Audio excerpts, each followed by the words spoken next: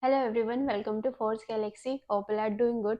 So in this March, we will be working with the different scenarios related to the Salesforce flow. Salesforce flow. So I was getting so many comments to start with the Salesforce flow. So I will try to share some of the flow scenarios from my end. And if you guys are having some of the scenarios related to the flow, you can also share that too. So from basic to complex, we'll try to cover most of the scenarios. And another thing is, if you guys are looking for the Salesforce training, you can join us. That is, you can check out the details from the forceGalaxy website. And if you have any queries or want to know some of the details related to the training program, you can join us or contact to me directly. Okay, so we'll be starting our March batch also related to the Salesforce training program. Okay, so you can check out the same and get back to me for related to any queries. So let's start with today's scenario.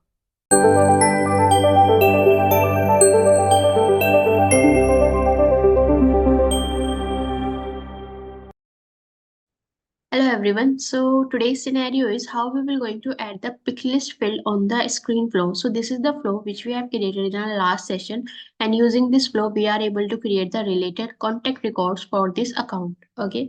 So now let's try to add one pick list value here, and we'll see what are the options and how we can use this pick list field on the screen flow. So if I go to the contact object, so let's see what are the pick list fields we are having there. So this is one of the contact.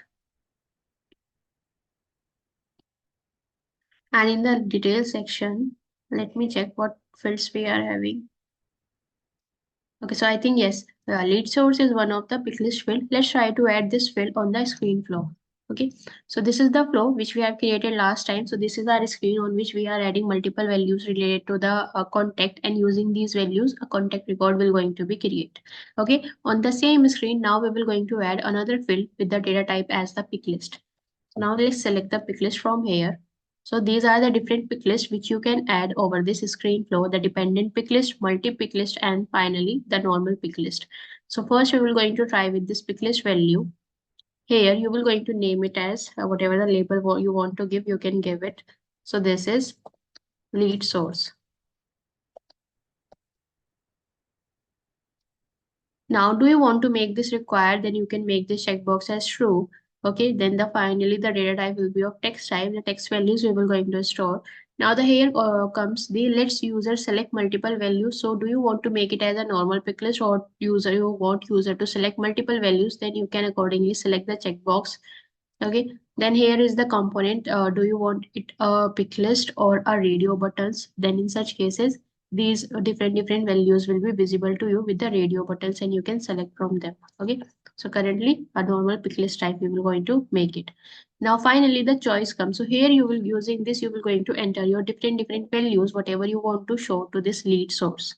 Okay, so we're going to get this lead source values directly from the field which from the contact field. Okay, so on the contact field, if you will see in the lead source, we are having what values are there. So these are the web phone inquiry, partner purchase, just another, or the all these are the different values available. So the same values we will going to use by having this lead source from the contact object itself. So how you will going to get this value from the contact object?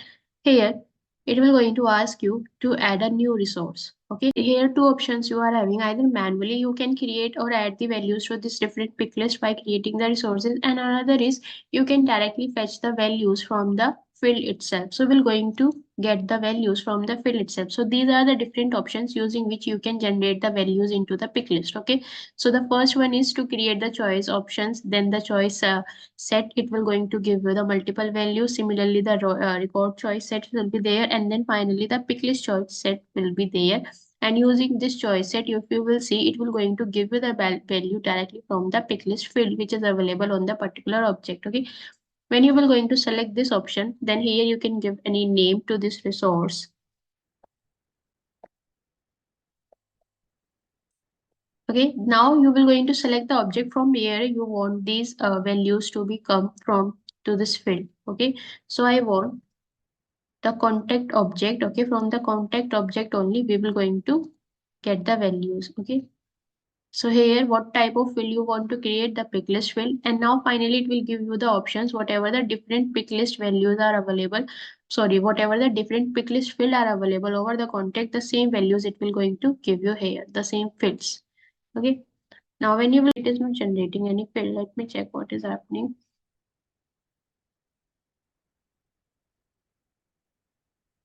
Let me cancel this and let's go again.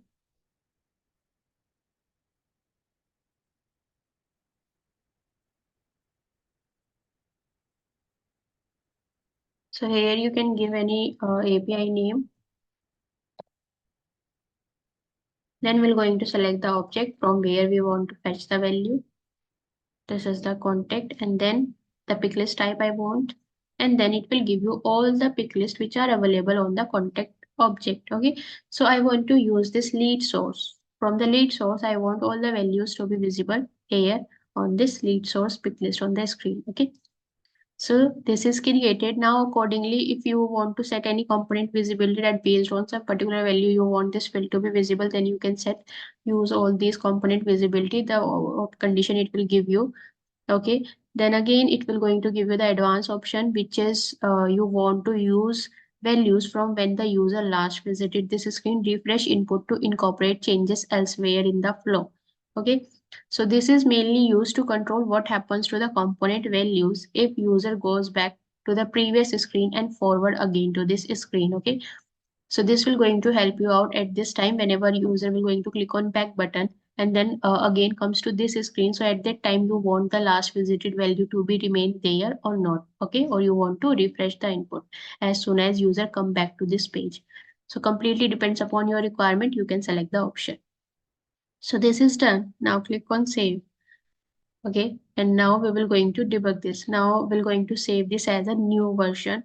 Okay, because the changes we have done here in this flow, so you will going to save it as a new version. So completely your choice are new flow or new version. So basically we used to go for new version only. Okay, now let's click on save button. Once you will going to click it, the buttons will get enabled. You can now run, debug and activate this flow. As soon as you will going to deactivate, the changes will be visible to you over the screen also, over the page, report page. Okay. Now let me refresh this. And here, if you will see, this is the component which we have added. And here the lead source is also now available. But one thing we are missing, what we are missing, we did not map this value to the create record option. Okay. If the last values are mapped, we did not map the new field. So it will not going to add lead source value if you are not going to map it. Okay, it will going to give you the blank only. So let's map this also to which field? To the lead source of actual field. I want to map the screen component field. So on the screen, where is the pick list? This is the pick list. Okay, whatever the value user will going to select, we will going to use it. Now this is done. Let's click on save as a new version and then save. And then finally we're going to activate this and then we're going to refresh our page.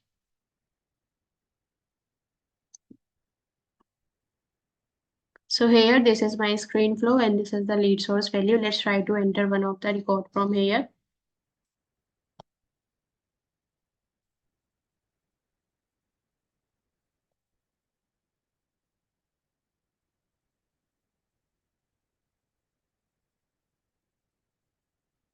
Title you can give any and then finally we're going to select this and now let's see. Okay, so this is saved. And if you will see in the related list, this is the record which we have created using the flow. And if you go to the detail page of this record, it will going to give me all the values which we have in our create record element. So in the lead source also, if you will see, web is available, which is selected by the user over the screen. So this is how you can use the picklist field over the screen components. If you have any issues or any queries, do let me know in the comment section. Bye.